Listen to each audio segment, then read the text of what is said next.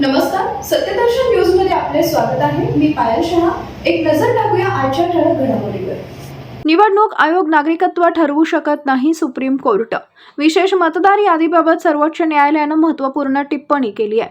निवडणूक आयोगाचा अधिकार केवळ मतदार यादीवर नियंत्रण आणि देखरेख ठेवण्यापुरता मर्यादित नाही.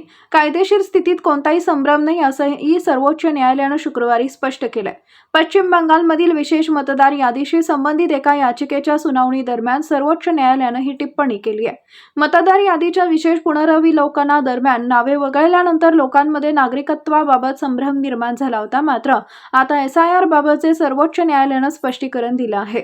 नागरिकत्व निश्चित करणं हा निवडणूक आयोगाचा घटनात्मक अधिकार नाही.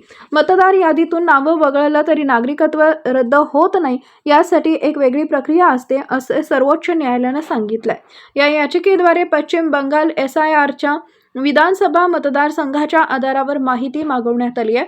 सर्वोच्च न्यायालय या याचिकेवरील सुनावणी पुढील 25 ऑगस्ट रोजी घेणार आहे.